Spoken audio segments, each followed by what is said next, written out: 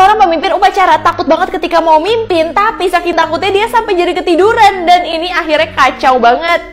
Jadi kisahnya ada murid bernama Ahong yang hari ini adalah hari yang paling menakutkan buat dia, karena dia harus menjadi pemimpin upacara. Ahong sebelum upacara saking takutnya dia itu bolak-balik toilet terus, dan pas lagi mimpin dia cuma nunduk aja saking takutnya. Bahkan semua kakinya tuh gemeteran banget guys. Nah pas upacara berlangsung semua masih berjalan normal, walaupun Ahong itu sering kali salah. Nah tapi saat lagi pengibaran bendera, mungkin saking dia grogi dan panas banget, dia itu kayak hampir mau pingsan dan ketiduran. Padahal harusnya udah harus siap gerak, tapi Ahong itu ketiduran dan bikin mereka hormat terus. Akhirnya gurunya bangunin dia, namun dia salah sebut sampai bikin semua orang itu bubar. Murid ini ketiduran pas lagi mimpin upacara sampai bikin satu sekolah itu bubar, kalian harus lihat sih.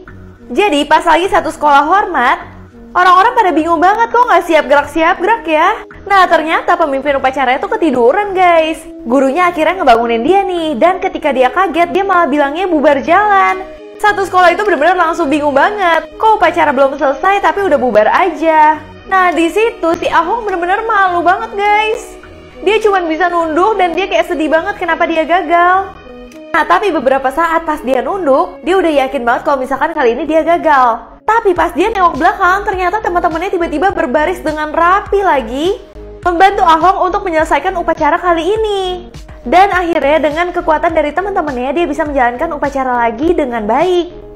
Semua orang yang melihat anak ini bakal pingsan karena ada 4 kaki yang keluar dari perutnya dia. Tapi ini akhirnya parah banget. Jadi kisahnya anak ini bernama Christine yang di desa itu dia sering banget dikata-katain orang. Bahkan banyak banget yang takut kalau misalkan ngeliat dia. Karena dia itu memiliki saudara kembar, yang saudara kembarnya itu masuk ke dalam perutnya. Jadi dari 4 bersaudara cuman Christine aja yang aneh.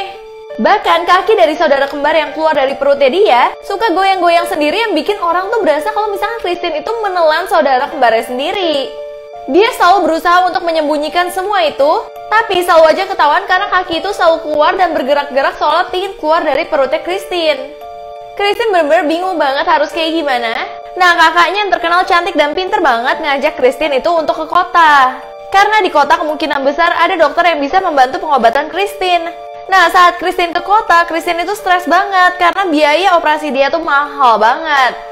Tapi kakaknya menyemangati dia terus dan nyuruh dia untuk berbaur di dunia luar. Akhirnya Christine memberanikan diri untuk ke supermarket yang ada di kota. Tapi dia selalu pakai jubah yang gede banget untuk menutupi perutnya.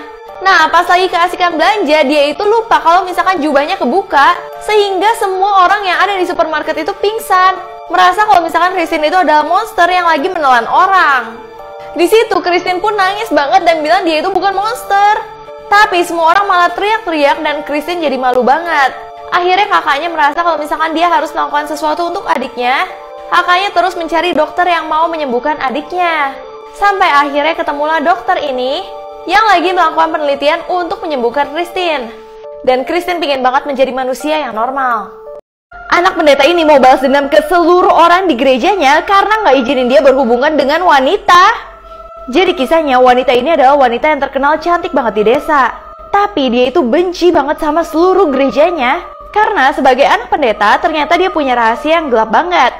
Dia itu sering melakukan hubungan sama sesama wanita juga. Bahkan dia tuh kayak udah terlanjur sayang banget. Sampai tiba-tiba warga desa lainnya mengetahui rahasia itu dan langsung merajam wanita yang berhubungan dengan anak pendeta itu. Karena dianggap perbuatan mereka itu nggak baik banget bagi desanya.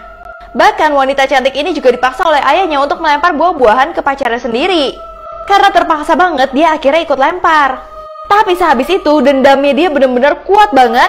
Dia membuat anggur beracun yang akan diminum oleh seluruh orang di gereja ini. Dan habis ini parah banget sih guys. Seorang anak pendeta mau bikin semua orang di gerejanya meninggal karena gak kasih dia pacaran sama sesama jenis. Jadi dia merasa dendam banget saat lihat pacarnya harus ditimpukin kayak gitu. Nah saat lagi nemenin ayahnya lagi khotbah, dia yang bikinin minuman anggur untuk semua orang yang ada di gereja. Pokoknya dia kasih semua orang itu tanpa terkecuali. Bahkan ayahnya juga dikasih minuman anggur yang beracun itu. Setelah beberapa saat cewek ini nungguin reaksinya, dan semua orang satu persatu di gereja itu mulai muntah yang berlebihan. Bahkan dia tuh psikopat banget, dia cuma melotot aja menyaksikannya. Ketika ayahnya minta tolong ke dia, dia juga diemin aja guys. Sampai akhirnya semua orang di gereja meninggal dan dia langsung nyamperin pacarnya yang cewek itu. Dia langsung bawa kabur ceweknya untuk pergi sama dia dan gak akan kembali lagi ke tempat itu. Anak ini benar-benar takut banget karena dia sakit, dia tuh bangun-bangun di tubuh orang lain. Ini akhirnya benar-benar parah banget guys. Jadi kisahnya anak ini tuh bernama Leo, dia itu lagi sakit flu gitu. Terus sehabis dokter datang, dokter kasih dia banyak banget obat-obatan. Dan hal itu ngebuat dia tidur cepet banget. Bahkan yang ada di mimpinya dia itu lagi loncat-loncat di awan. Nah pas dia lagi loncat-loncat dia itu bertemu sama pria ini. Dia sempat ngobrol-ngobrol sebentar terus dia terbangun dari tidurnya. Nah tiba-tiba dia melihat orang lain yang bukan keluarganya.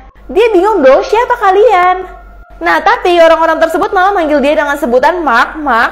Nah dia bingung banget, nama dia Leo bukan Mark, kenapa dia dipanggil Mark? Nah tiba-tiba saat dia melek lagi dan lihat tubuhnya itu benar-benar bukan tubuhnya dia sama sekali. Dia itu ngamuk-ngamuk ke keluarganya, dia bilang ini bukan tubuhku, aku itu Leo bukan Mark. Nah keluarganya yang melihat hal itu semua merasa kalau misalkan Mark itu udah stres banget. Dan bahkan Mark langsung dilarikan ke rumah sakit sampai diikat kayak gini dan akhirnya karena dia bilang dia itu bangun di tubuh orang lain, dia langsung dilarikan ke rumah sakit dan ini yang terjadi. Tiba-tiba dia langsung bermimpi lagi dan dia ketemu dengan orang yang sama. Nah di mimpinya Mark itu marah-marah minta Leo keluar dari tubuhnya. Nah ketika Leo bangun, dia masih bingung nih apakah dia Mark atau Leo. Tapi saat dia pegang-pegang tubuhnya, akhirnya dia senang banget karena dia kembali menjadi Leo. Tapi orang-orang bingung banget kenapa ya dia sebenarnya. Apalagi ketika dia cerita apa yang terjadi sebenarnya sama dia, gak ada satu orang pun yang percaya. Bahkan dokter bilang kalau misalkan itu mungkin aja dia halusinasi karena obat-obat yang diberikan. Tapi si Leo masih yakin kalau misalkan apa yang dia rasakan tadi itu adalah yang sebenarnya. Kalau menurut kalian gimana?